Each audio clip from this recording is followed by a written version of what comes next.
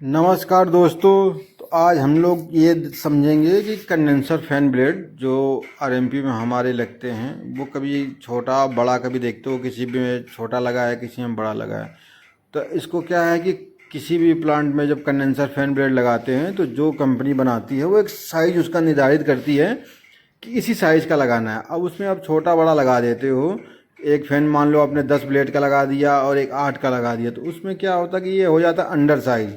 फिर क्या हवा का दबाव कटने लगता है। उसमें क्या होगा कि सिंगल जब कंडेंसर चलाओगे तब तो हवा देगा, लेकिन जो फैन ब्लेड कम है या जिसकी लेंथ कम है या ब्लेड कम है, तो जब डबल के साथ दोनों कंडेंसर चलेंगे तो उसका हवा आपको ऊपर नहीं समझ में आएगी, क्या वो दब जाएगा, ना वो अंदर ही खींचेगा, आपको उल्टा भी नहीं समझ में आएगा ना सीधा समझ में आएगा। लेकिन जब सिंगल चलाओगे तो उसकी हवा तो लगेगी। हाँ, सिंगल कंडेंसर मोटर चला रहे हो तो हवा आएगा, लेकिन जब डबल कंडेंसर मोटर चलाओगे तो उसकी हवा दब जाएगी। तो उस कंडीशन में क्या होता है कि जो डिस्चार्ज होता है, तो डिस्चार्ज समझो कि 30 से 40 psi ज़्यादा दिखाएगा, एक्स्ट्रा हो जाएगा, और जो सक्शन होता है वो सक्शन भी 5-10 psi बढ़ जाता है। अब इस कंडीशन का कूलिंग गायब हो जाती है, कूलिंग नहीं रहती। आप परेशान रहते हो कि इसमें गैस डालें या गैस निकालें। गैस डालते हो तो और डिस्चार्ज बढ़ता है और गैस निकालते हो तो और सक्शन कम होता है, लेकिन कूलिंग नहीं आती है। तो देखो, दूसरी बात है, ये जो कंडेंसर के आउटर एरिया दिख रहे हैं, जो सील हैं, ये हमेशा सील रहना चाहिए। अगर सील नहीं होगा, यहाँ से गैप होगा एयर निकलने का, तो क्या कंडेंसिंग प्रॉपर नहीं होगा, तो उस कंडीशन में भी आपका एयर लीकेज होगा और डिस्चार्ज का प्रेशर बढ़ेगा, क्योंकि कंडेंसिंग प्रॉपर नहीं कर पा रहा। जैसे कि आप अगले वीडियो में आपको दिखाते हैं तो समझ में आएगा आपको अच्छे से।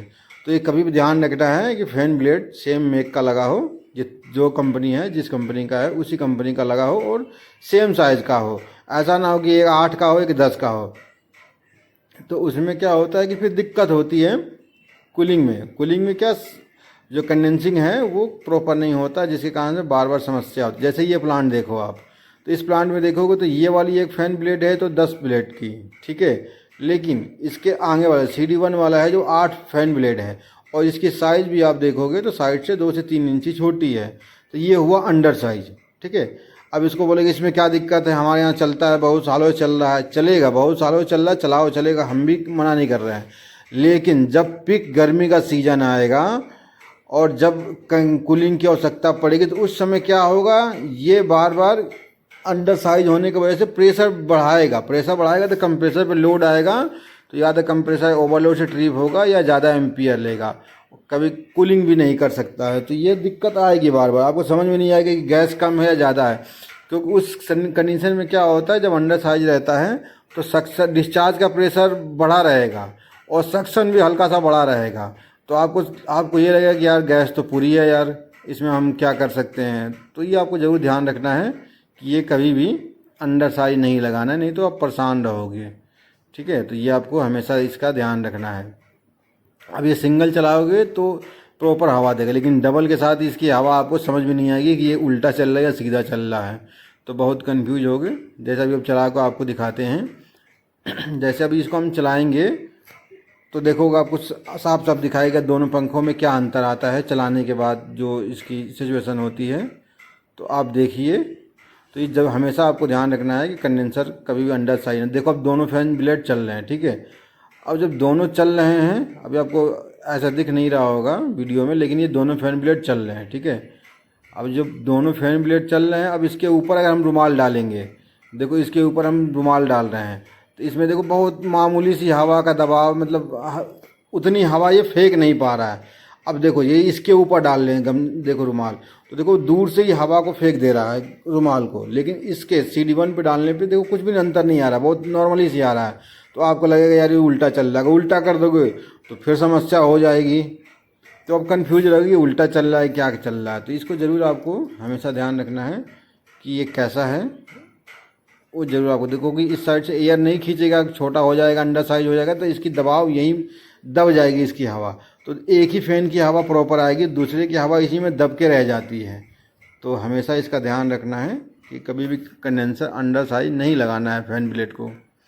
तो अब जैसे देखो इसमें आप इस साइड से भी देख लो, दोनों फैन ब्लेड चल रहे हैं। अब इसके ऊपर जैसे कोई रुमाल लगाओगे तो समझ में आ जाएगा कि किसके ऊपर क्या चल रहा है। जैसे हम मान लो इसके ऊपर हम देखो रुमाल अब रखते हैं, तो देखो इसके ऊपर कोई अंतर नहीं आ रहा है, ठीक है। CD1 वाले पे देखो कोई खास अंतर नहीं आ रहा है, ना ये अंदर खींच रहा है ना बाहर कर रहा है। लेकिन देखो जैसे हम CD2 पे डाल रहे हैं तो देखो रुमाल हमारा लहरा रहा है, तो इसका मतलब कि ये प्रॉपर कंडेंसिंग हवा दे रहा है। लेकिन इसके ऊपर देखो CD1 के ऊपर ना रुमाल कोई अंदर ही खींच रहा है ना बाहर ही फेंक रहा है। अगर उल्टा भी चलता तो अंदर खींच लेता, लेकिन ना ये अंदर खींच रहा है ना ऊपर दे रहा है। लेकिन जैसे CD2 पे देखो हवा दे रहा है, तो ये अंडर साइज। इसमें करना क्या है कि आपको कंडेंसर फैन ब्लेड बदल देना है। जो बदल दोगे तो आपका प्रेशर भी सही हो जाएगा, कूलिंग भी प्रॉपर हो जाएगा और बढ़िया कूलिंग करेगा आपका। ये ऐसे ही कोच जो पीक गर्मी का सीजन आता है या मौसम का चेंज होता है कंडेंसिंग का ह्यूमिडिटी वाला, तो उस समय क्या लेस कूलिंग हो जाते हैं। अब आपको समझ में नहीं आएगा कि हो क्या रहा है, आओ आपको मशीन के माध्यम से दिखाते हैं। अब देखो ये टेस्टिंग मशीन है, तो इसमें आपको दिखाते हैं कंडेंसर अंडर साइज का यहाँ पे बनाया गया है दिखाने के लिए। और बना के कंप्रेसर चलाने पे देखते हैं सक्शन डिस्चार्ज के प्रेशर में क्या अंतर आता है। तो आप ये देखोगे तो सक्शन डिस्चार्ज के प्रेशर में जब इसका हम सर्किट लगाते हैं तो देखो अब इसको हम अंडर साइज को ऑन करते हैं, अंडर साइज कंडेंसर पे। तो जब इसको हम चलाएंगे तब अब डिस्चार्ज के प्रेशर देख लो और सक्शन का प्रेशर देख लो। अब इसमें जैसे हम इसको ऑन करेंगे देखो अब हल्का हल्का देखो डिस्चार्ज बढ़ रहा है और देखो हल्का सा ही सक्शन भी बढ़ेगा, ठीक है। अब इसको आपको दिख रहा होगा, तो देखो डिस्चार्ज प्रेशर करीब 300 के आसपास चला गया है, ठीक है। और देखो सक्शन भी करीब 60 के आसपास आ गया है। तो अगर बड़ी सिस्टम रहेगी तो बड़ा और ये 350 दिखाएगा डिस्चार्ज प्रेशर।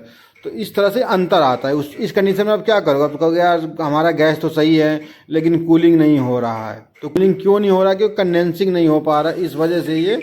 तो देखो हमेशा इसको देखो, अब देखो डिस्चार्ज कहाँ गया, करीब डिस्चार्ज 350 के आसपास आ गया, ठीक है।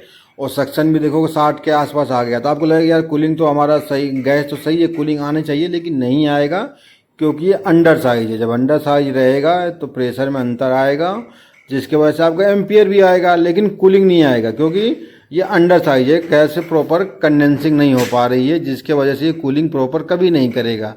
तो ये हमेशा आपको ज़रूर ध्यान रखना। वीडियो अच्छा लगे तो लाइक सब्सक्राइब जरूर।